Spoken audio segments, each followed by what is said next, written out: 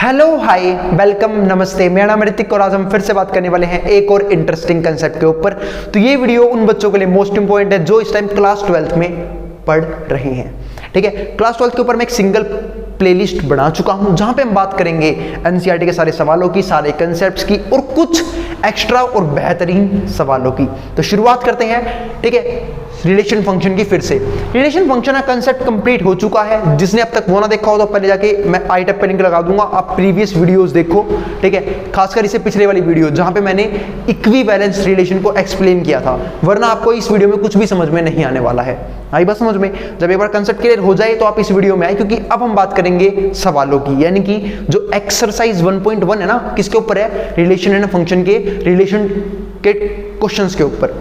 तो उससे पहले आपको उसका कंसेप्ट पता होना बहुत जरूरी है। ठीक है, उसके लिए आप जाओ पिछली वीडियो देखो, उसके बाद ही आप इस वीडियो पे आना जिसने नहीं देखी है। और कोशिश किया करो जब भी कोई चैप्टर शुरू हो ना तो उसका वीडियो सीरीज वाइज देखो, जो नहीं कि पहले पहली वीडियो देख ली फिर 10वीं वीडियो देख ली, क्योंकि हो सकता है अगर आप सीरीज में ना देखो तो आपसे बहुत सारे कंसेप्ट स्किप हो जाए, बहुत सारे क्वेश्चन स्किप हो जाए। तो चलो शुरुआत करते हैं एक्सरसाइज 1.1 के फर्स्ट क्वेश्चन से। ठीक है, वो आपके सामने बोर्ड पे पेश है। और दूसरी बात भाई, जब भी एनसीईआरटी के सवाल करवाऊं आप बुक लेके बैठोगे हमेशा, ताकि आप क्वेश्चन को खुद भी पढ़ सको, क्योंकि क्वेश्चन सोल्व करने से पहले आपको समझ में आना बहुत जरूरी है। अगर क्वेश्चन समझ में ही नहीं आएगा, ठीक है, तो सोल्व करना तो बहुत दूर की बात है। आई बात समझ में? तो चलो फिर देखें, करें शुरू। देखो क्या लिखा हुआ है फर्स्ट क्वेश्चन में, determine whether each of the following relation are reflexive, symmetric and transitive. मतलब इनमें से कौन कौन से रिलेशन रिफ्लेक्सिव है, सिमेट्रिक है, ट्रांजिटिव। मतलब तीन चीज चेक करनी है। ठीक है, रिफ्लेक्सिव, सिमेट्रिक एंड ट्रांजिटिव, बस करिए चेक। अब देखो पहला रिलेशन, एक रिलेशन लिखा हुआ है relation R in set A. Set A में है रिलेशन आर, जो सेट ए क्या है 1 से लेकर 14 तक नंबर है सेट ए के अंदर। डिफाइंड एज, रिलेशन ये है r equals to X comma Y, और ये इस प्रकार से है कि 3x minus Y equals to 0 के, है ना। मतलब x और y इस तरीके से कि 3x माइनस वाई बराबर है किसके? 0 के। तो इसे तो हम बोलते हैं, जिनको याद होगा, जिन्होंने 11 में रिलेशन फंक्शन पढ़ा होगा, नहीं पढ़ा कोई दिक्कत नहीं है, ये होता है रिलेशन किसमें? सेट बिल्डर फॉर्म में। तो आपको पहले इस रिलेशन को रोस्टर फॉर्म में कन्वर्ट कर लेना चाहिए। तो करें रोस्टर फॉर्म में कन्वर्ट, और बहुत ही आसान है, कोई बड़ी बात नहीं है। देखो कन्वर्ट करता हूं मैं। तो फर्स्ट पार्ट हम सोल्व करने की कोशिश कर रहे हैं। तो मैं रिलेशन लिख रहा हूं किस में? रोस्टर फॉर्म में। ये किस में है? सेट बिल्डर फॉर्म में। तो देखो उसने बोला था x और y इस तरीके से है कि 3x माइनस वाई 0 के बराबर है। तो मैंने देखा कि अगर मैं x की जगह 1 रखूंगा, x की जगह पे 1 रखूंगा, तो 0 बनाने के लिए मुझे y के लिए 3 चाहिए होगी। सिंपल सी बात है ना। या फिर एक ही बात ध्यान दो भाई, रिलेशन कुछ ये है ना, क्या मैं इसको लिख नहीं सकता? 3x equals to Y, Y वहां जाके प्लस का हो गया, 3x इक्वल्स टू वाई। मतलब जब मैंने x की जगह 1 रखा तो मुझे y के लिए कितनी मिलेगी? 3। तभी तो होगा 3 इंटू में 1 3 और 3 माइनस 3 0। बहुत बढ़िया, उम्मीद है आप समझ गए होगे। x के लिए 2 रखूंगा मैं तो y के लिए कितनी आएगी? 6, है ना। 2 3 जा 3 2 जा 6। बहुत बढ़िया, आगे देखते हैं। जब मैंने x की जगह 3 रखा, y के लिए कितनी आएगी? 9। तभी तो बनेगा यहाँ पे, देखो 3 3 जा 9, 9 में से 9 गया 0 आ गया। जब मैंने x की वैल्यू 4 रखी तो y की वैल्यू क्या आएगी? 4 3 जा 12। और जब मैंने x की वैल्यू 5 रखी, मुझे कुछ नहीं मिला।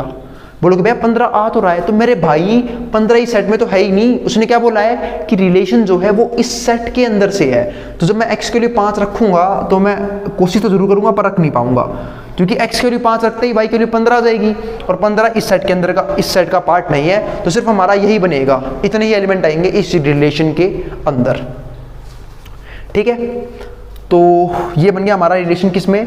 सेट बिल्डर फॉर्म में। अब बात ये भी चेक करना है कि रिफ्लेक्सिव है कि नहीं है, सिमेट्रिक है कि नहीं है, ट्रांजिटिव है कि नहीं है। तो मेरे भाई जिनको यही नहीं पता रिफ्लेक्सिव क्या होता है, सिमेट्रिक क्या होता है, ट्रांजिटिव क्या होता है, तो पहले जाओ प्रीवियस वीडियो में जहां मैंने इक्विवेलेंस रिलेशन को काफी डिटेल में, ब्रीफ में, विद एग्जांपल्स सोल्व करवाया है। ठीक है, तो आप आराम से जाके वो वाली वीडियो देखो, ताकि आपको पहले कंफर्म हो रिफ्लेक्सिव क्या होता है, सिमेट्रिक क्या होता है, ट्रांजिटिव क्या होता है। बताऊंगा मैं इस वीडियो में भी, लेकिन उस वीडियो से आपको फाइनल कंफर्मेशन मिल जाएगी, तब आपको अच्छे से हर एक चीज क्लियरली बिल्कुल बेहतरीन तरीके से समझ में आएगी। तो चलो समझते हैं आप। ठीक है, कि अभी रिफ्लेक्सिव है या नहीं है, सिमेट्रिक है या नहीं है, ट्रांजिटिव है या नहीं है। तो मैंने देखा इस सेट के अंदर की अगर मैं बात करूं तो 1,1, ठीक है, is not belongs to R. 1,1 है ही नहीं।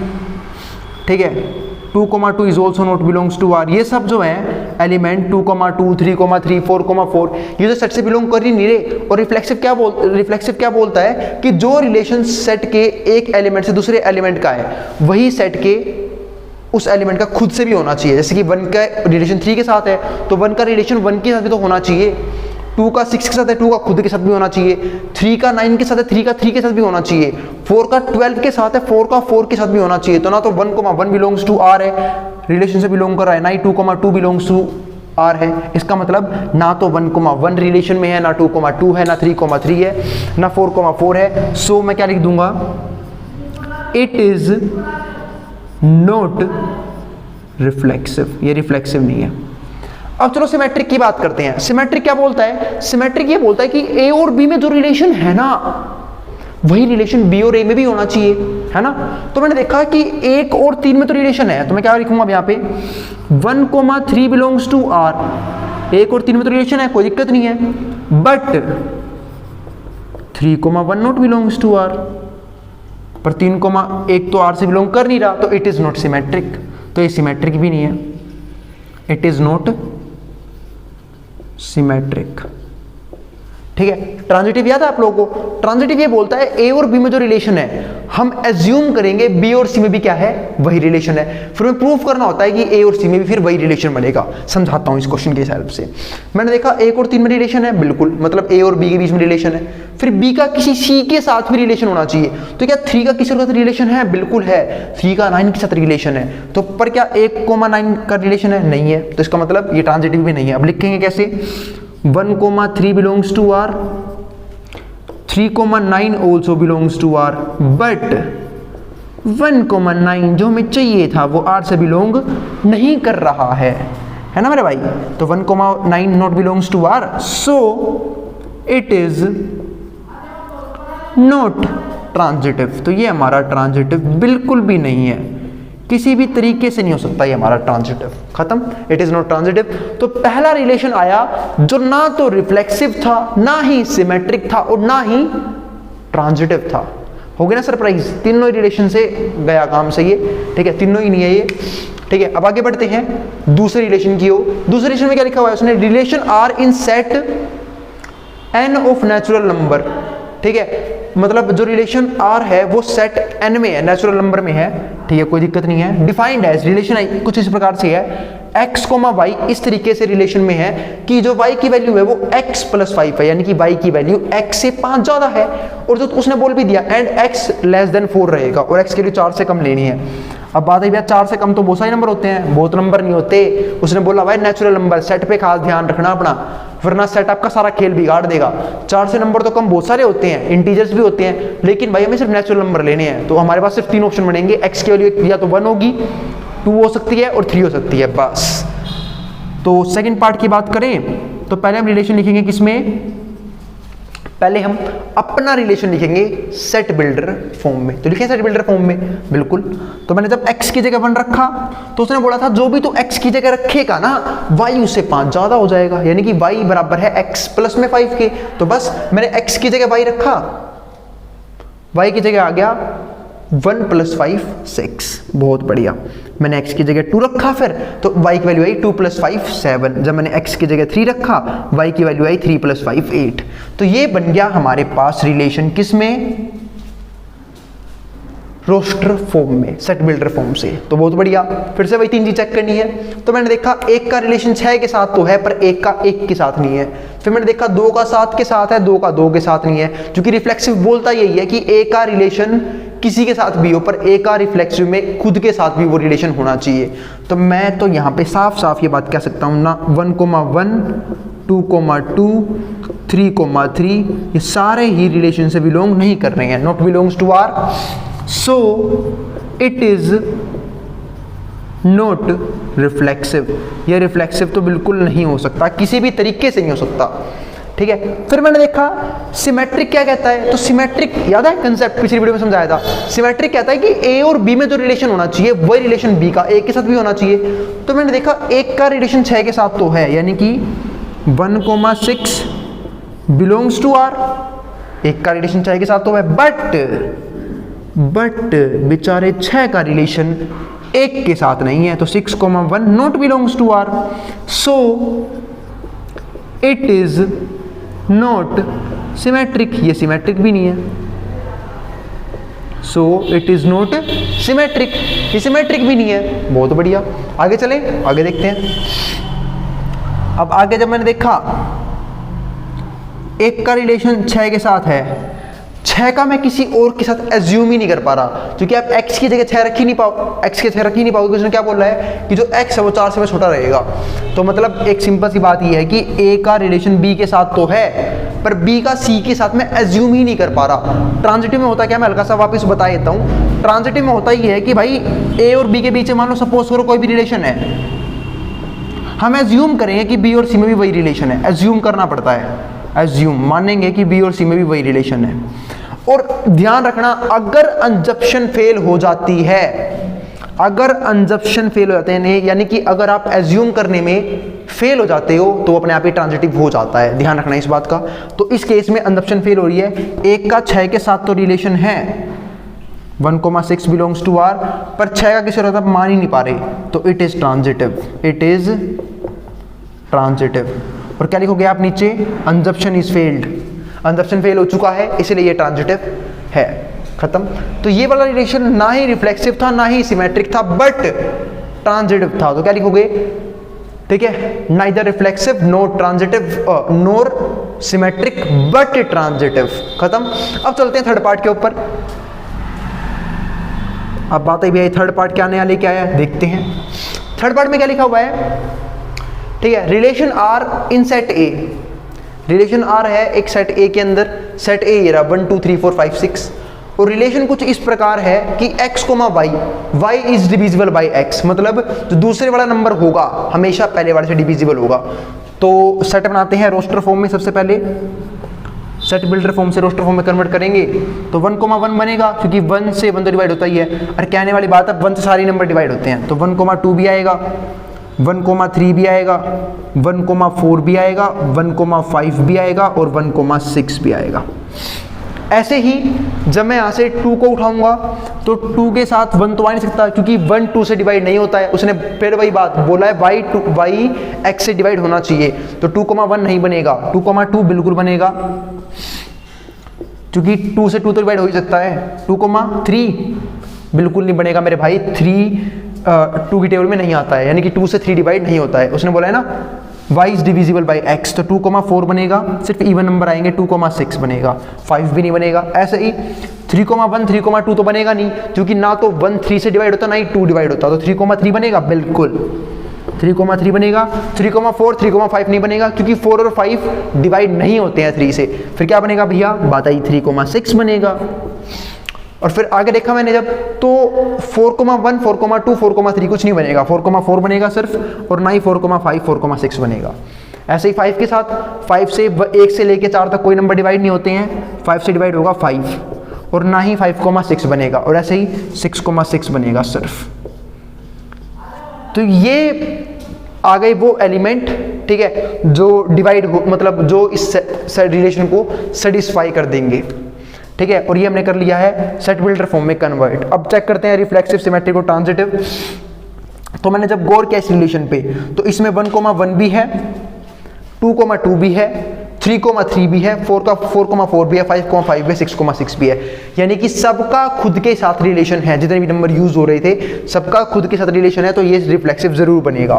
तो मैं पे क्या लिखूंगा, 1,1 2,2 and dot dot dot 6,6 all belongs to R, so it is reflexive, it is reflexive, ये reflexive जरूर बनाएगा।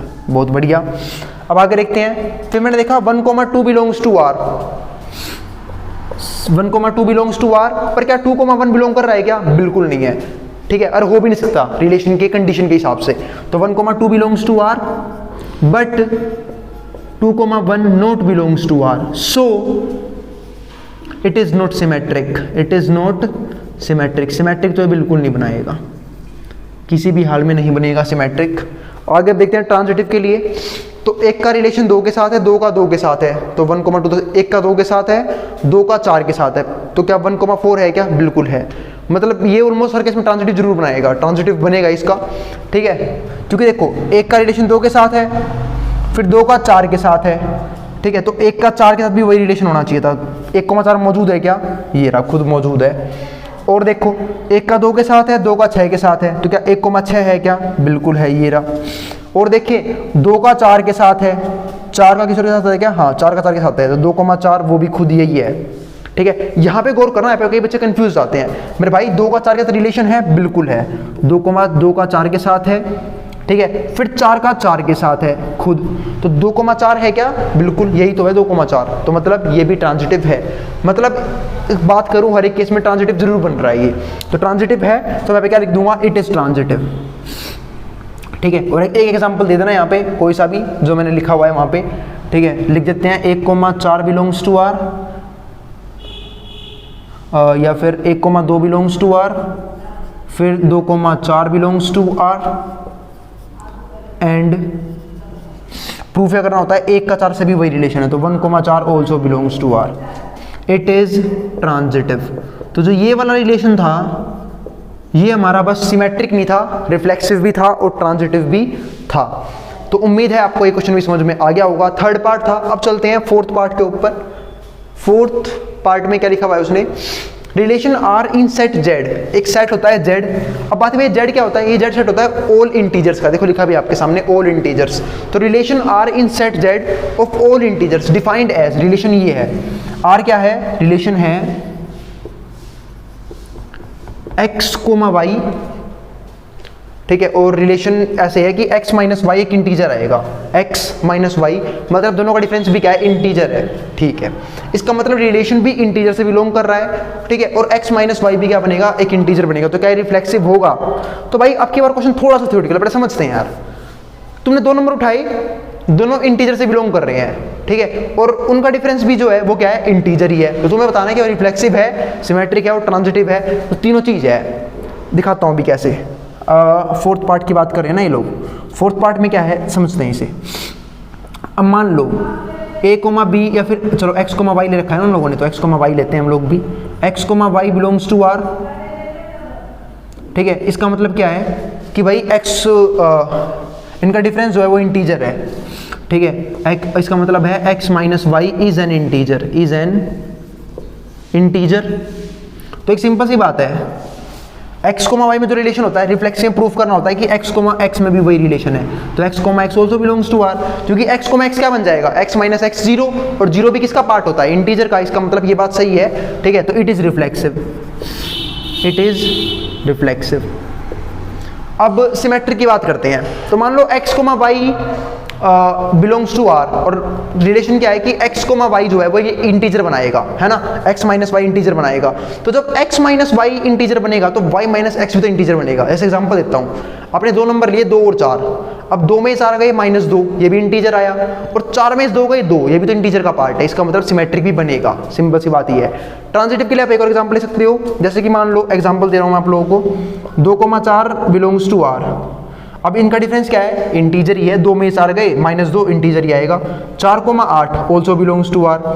इस बात का मतलब क्या है कि 4 में से 8 गए तब भी इंटीजर आएगा, बिल्कुल कोई दिक्कत नहीं है, क्योंकि 4 में से 8 गए -4 आ गया, तो 2 और 8 में भी वही रिलेशन होना चाहिए, बिल्कुल। 2 में से 8 गए तब भी आएगा -6, और वो भी क्या होता है? इंटीजर का पार्ट ही होता है। तो ये केस भी हमारा क्या बनेगा? ट्रांजिटिव के अंदर। आप ये वाला एग्जाम्पल लिख देना और क्या लिख देना? It is transitive. खेल खत्म, सवाल खत्म, सवाल ढेर। अब करते हैं फिफ्थ पार्ट, इसको मैं थ्योरेटिकली समझाऊंगा, ठीक है। क्वेश्चंस आप लोग खुद करोगे फिफ्थ पार्ट की, ठीक है। इतने क्वेश्चंस मैं समझा चुका हूं, लिखना कैसे है, ठीक है। फिफ्थ पार्ट, और इसके मोस्टली जो एग्जांपल है ना वो मैं करवा चुका हूं। जब मैंने पिछली वीडियो बनाई थी ना, जहां पे मैंने आपको ये समझाया था इक्विवेलेंस रिलेशन क्या होता है, वहां पे मैंने कुछ एग्जांपल्स भी करवाए थे, मेरे साथ 7-8 एग्जांपल करवाए थे, उनमें से कुछ एग्जांपल इस पार्ट के हो गए थे। चलो फिर मैं समझाने की कोशिश करता हूं। अब उसने बोला क्या है फिफ्थ पार्ट में, रिलेशन आर है एक सेट ए के अंदर, ठीक है। वो भी किसका? ह्यूमन बीइंग्स का। ह्यूमन मतलब कुछ इंसान रूपी लोग रहते हैं, ठीक है, सेट ए के अंदर, इन अ टाउन, एक टाउन के अंदर, at a particular time given by, एक टाइम में, ठीक है। अब रिलेशन ये है, रिलेशन ये क्या है? x, y में रिलेशन ये है कि x and y work at the same place. x और y काम तो करते हैं पर काम करते हैं सेम प्लेस पे। एक सिंपल सी बात है, x और y दो लोग हैं, वो काम करते हैं सेम प्लेस पे। अब बात करते हैं कि रिफ्लेक्सिव होगा कि नहीं होगा। अरे रिफ्लेक्सिव में क्या प्रूफ करना होता है कि एक्स और वाई में जो रिलेशन है वही रिलेशन एक्स का एक्स के साथ भी होना चाहिए। तो क्या एक्स और एक्स में वो रिलेशन बन रहा है? बिल्कुल, क्योंकि एक्स और एक्स क्या हो जाएंगे, वो सेम पर्सन, और सेम पर्सन तो सेम जगह ही काम करेंगे ना मेरे भाई, यूं थोड़ी ना। अब मैं ही ऋतिक, मैं भाई अपनी बात करता हूं, अब मैं ऋतिक यहाँ भी पढ़ा रहा हूँ, ठीक है, और लाइव एक जगह और पढ़ा रहा हूँ, ऐसा पॉसिबल थोड़ी ना है। मैं एक ही इंसान एक टाइम पे एक ही प्लेस पे तो मौजूद रह सकता हूँ। तो सिंपल सी बात है, एक्स और X also belongs to R, क्योंकि एक्स और एक्स क्या है, सेम पर्सन, और सेम पर्सन एक ही जगह पे काम करेंगे।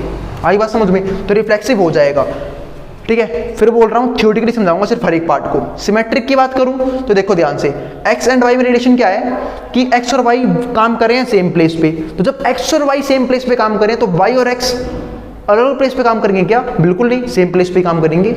जैसे मान लो मैं और मेरा भाई एक ही सेम प्लेस पे काम कर रहा है, तो मेरा भाई और मैं भी तो एक ही प्लेस पे काम करेंगे। और सिमेट्रिक में ये प्रूफ करना होता है कि एक्स और वाई में जो रिलेशन है वही रिलेशन वाई और एक्स में भी होना चाहिए। आई बात समझ में? अब ट्रांजिटिव की बात कर लेते हैं।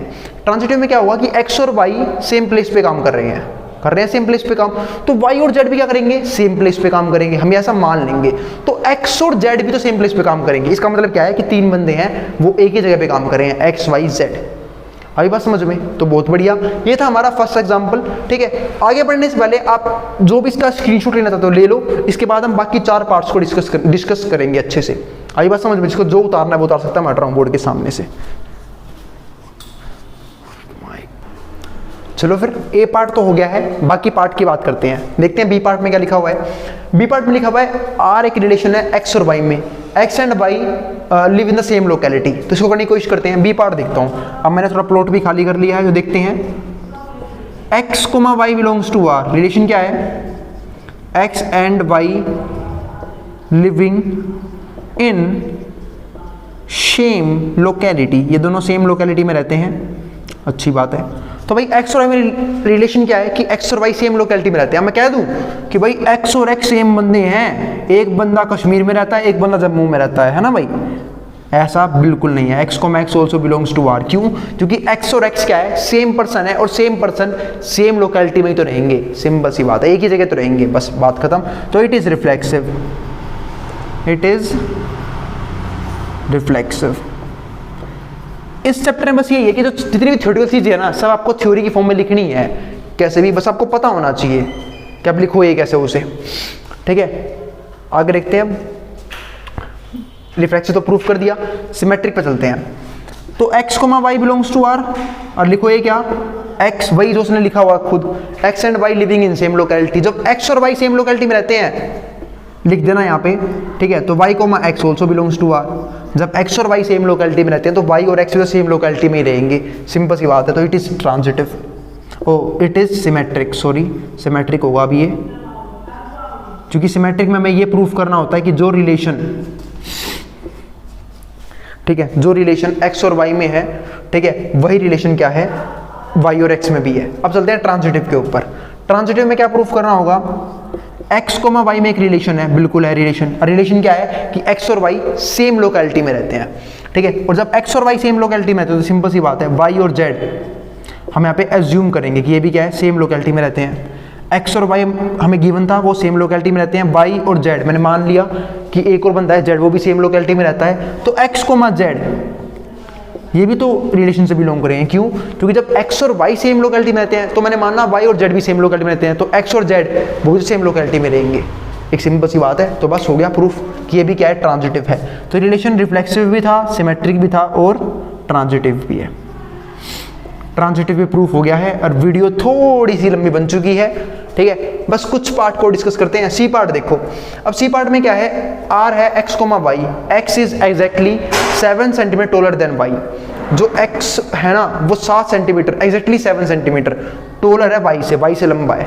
तो एक सिंपल सी बात है, X comma Y belongs to R, और रिलेशन क्या है कि एक्स वाई से एग्जैक्टली 7 सेंटीमीटर लंबा है। तो क्या मैं बोल सकता हूं X comma X also belongs to R? हाँ, बोल के देखना। क्योंकि रिफ्लेक्सिव में क्या प्रूफ करना होता है कि जो रिलेशन x और y में है वही रिलेशन x और x के बीच में भी है। बिल्कुल नहीं है ये वाला रिलेशन। क्यों? क्योंकि कोई बंदा खुद से ही 7 सेंटीमीटर लंबा कैसे जाएगा? कोई बंदा देखा है कोई पागल कहता हुआ कि मैं खुद से 7 सेंटीमीटर लंबा हूं? हो ही नहीं सकता ऐसा। आई मेरी बात समझ में? और जब हो नहीं सकता तो रिफ्लेक्सिव होगा कैसे? तो it is not reflexive, it is not reflexive. बढ़ते हैं अगले केस की तरफ जहां पे हम बात करेंगे सिमेट्रिक के ऊपर। ये चल रहा है सी पार्ट। इसमें क्या है, x, y belongs to r। इस बात का मतलब क्या है कि x y से 7 सेंटीमीटर लंबा है, तो y, x also belongs to r। बिल्कुल नहीं मेरे भाई, गलत हो जाएगा। y, x not belongs to r। क्यों? क्योंकि जब x y से 7 सेंटीमीटर लंबा है तो y तो छोटा हो गया ना, तो y लंबा कैसे होगा अगले केस में जाके? तो ये सिमेट्रिक भी नहीं होगा। It is not symmetric. ठीक है, आगे बढ़ते हैं जहां पे हम बात करेंगे अब ट्रांजिटिव की। अब ट्रांजिटिव में क्या होगा, x, y belongs to r। इस बात का मतलब क्या है कि x y से 7 सेंटीमीटर लंबा है। अब मैं मानूंगा कि y और z में भी सेम रिलेशन है। इसका मतलब क्या है कि y z 7 सेंटीमीटर लंबा है, तो x, z also belongs to r। बिल्कुल नहीं, नॉट बिलोंग्स टू r। क्यों? बात भैया क्यों? देखो ध्यान से, x y से 7 सेंटीमीटर लंबा है और y z से 7 सेंटीमीटर लंबा है, तो x और z में तो 14 सेंटीमीटर का फर्क हो गया भाई। x z से 14 सेंटीमीटर लंबा है। ठीक है, तो बस ये भी रिलेशन से बिलोंग नहीं करेगा, तो इट इज नॉट ट्रांजिटिव। तो ये रिलेशन ना तो रिफ्लेक्सिव था, ना ही सिमेट्रिक है और ना ही ट्रांजिटिव होगा। अगले केस की बात करता हूं, D, x is wife of y। ठीक है, और x is father of y। दोनों एग्जांपल्स को डिस्कस कर चुका हूं मैं प्रीवियस वीडियो में, और ये है सामाजिक गैर कानूनी एग्जांपल्स। फिर भी चलो समझाता हूं। ठीक है, x is wife of y। अब रिफ्लेक्सिव प्रूफ करने गए तुम, और तुम कहां पे क्या लिखोगे कि जो रिलेशन x और y के बीच में है, और रिलेशन क्या है कि x y की पत्नी है, तो y हमारा क्या हो गया, हस्बैंड। तो रिलेशन में प्रूफ करना होगा x, x also belongs to r। इसका मतलब कोई सेम बंदा है, ठीक है, और वो किसी अपने ही खुद मतलब x है कोई, ठीक है, और x की पत्नी है। ऐसा कैसे हो सकता है? कोई बंदा मतलब कोई लड़की जा रही है सपोज करो और बोल रही है मैं खुद की पत्नी हूं, ऐसे कैसे हो जाएगा? आई बात समझ में? इसका मतलब रिफ्लेक्सिव नहीं बनेगा। आई बात समझ में कि कोई भी लड़की खुद की पत्नी नहीं हो सकती है। पत्नी होने के लिए पति का होना भी जरूरी होता है। तो x, x not belongs to r, तो ये रिलेशन रिफ्लेक्सिव नहीं होगा। अब x, y belongs to r, relation क्या है कि x y की पत्नी है। इसका मतलब क्या है, x y की पत्नी है तो y हस्बैंड है हमारा। और अगले केस में क्या करना होगा सिमेट्रिक वाले में कि y, x also belongs to r, तो y x की पत्नी है। अरे भाई पिछले केस में x y की पत्नी थी, अगले केस में y x की पत्नी है। कैसे? y तो हस्बैंड नहीं था, तो सिमेट्रिक भी नहीं बनेगा। अब बात रहेगी ट्रांजिटिव की। ट्रांजिटिव के केस में थोड़ा समझा देता हूँ कुछ डी पार्ट को, ध्यान से देखना।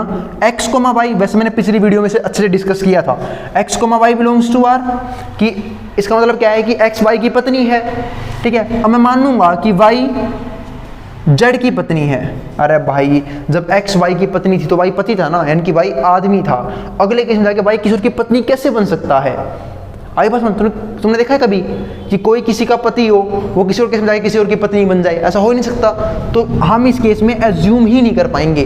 और अभी समझाया मैंने, अगर अंजप्शन फेल होती है तो वो ट्रांजिटिव हो जाएगा। इसका मतलब ये वाला केस ट्रांजिटिव जरूर बनेगा। It is transitive. बहुत बढ़िया। अब चलते हैं लास्ट पार्ट, ई पार्ट के ऊपर। बस यूं ही थोड़ा सा डिस्कस करूंगा।